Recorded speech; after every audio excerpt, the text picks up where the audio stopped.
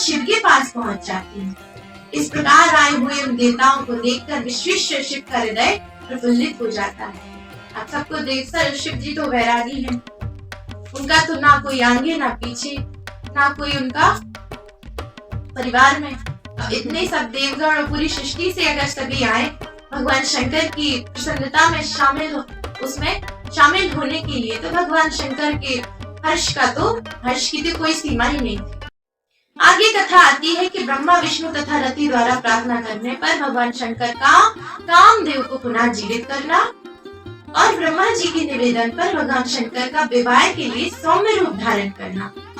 भगवान शंकर का तो वो जटाधारी रूप है, भस्म भूत लगाए हुए हैं, नाग गले में डाले हुए हैं। इस रूप में अगर राजा हिमालय उनको देखें तो कोई भी पिता कितना भी समझे कि भगवान शंकर हैं, वो तो आदि पुरुष हैं, तब भी चिंता तो भगवान शंकर के ससुराल वालों को होगी। तो इसलिए ब्रह्मा जी ने कहा कि आप सौम्य रूप अर्थात दूल्हे का रूप धारण कीजिए, सौम्य रूप धारण करें। उसके बाद बड़े उल्लास के साथ शिव बारात का प्रस्थान। अब महादेव जी नारद जी से कहते हैं कि अपने पति के वियोग के कारण उत्पन्न व्यथा से अत्यंत व्याकुल रति, कृष्णकाय सर्वांग सुंदरी कामदेव पत्नी रति इंद्र के सम्मुख आकर खड़ी हो जाती हैं और आंसू भरे नेत्रों से कहती हैं कि आज सभी देवताओं के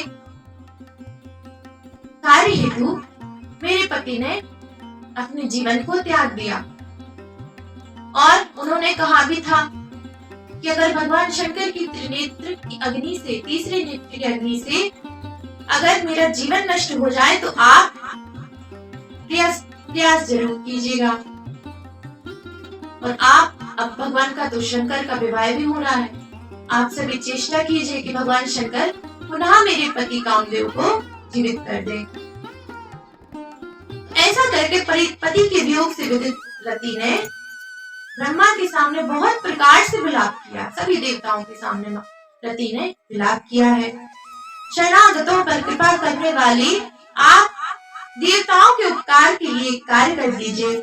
जब हम लोगों का वचन मानकर कामदेव ने आपके ऊपर बाण छोड़ने के लिए प्रस्थान किया था, तब उसने इंद्र के नेतृत्व में आए हुए सभी देवताओं से कहा था कि मेरे इस कृत्य से कुपित होकर यदि महादेव मुझे नष्ट कर देंगे, तब आप देवतागण मेरे जीवन के लिए यथोचित प्रयास करेंगे।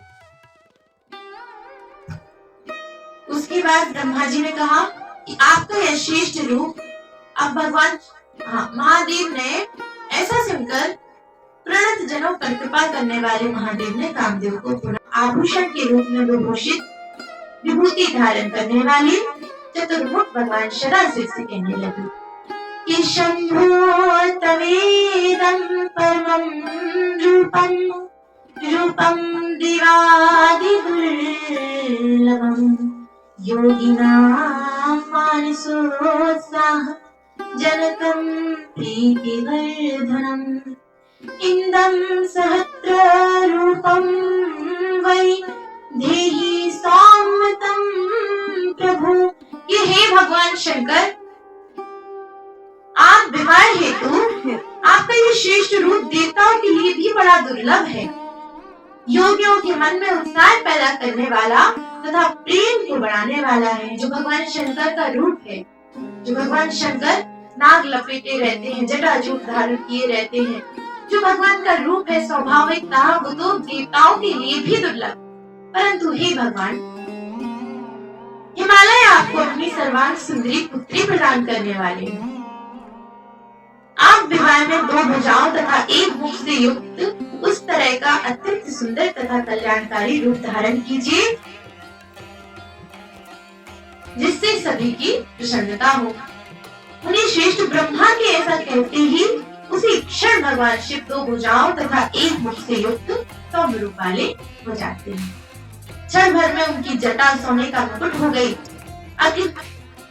अग्नि रूप तीसरा नेत्र अत्यंत सुंदर हो गया। शरीर में लगा हुआ भस्म चंदन हो गया और शीर्ष स्वर्ण का आभूषण हो गया। इसके बाद महेश्वर के पास आकर शुभ मुहूर्त को देवेश्वर को बैल की पीठ पर बैठाकर देवताओं, गंधर्वों और किन्नरों ने गिरिराज हिमालय के पुर को प्रस्थान किया। अब शिव बरात का प्रस्थान हो रहा है, की वर्षा होने लगी। भगवान चंद्रशेखर ने चंद्रमा को अपने सिर पर धारण कर लिया है। अप्सराओं और किन्नरों के साथ गिरिराज हिमालय के पुर के लिए प्रस्थान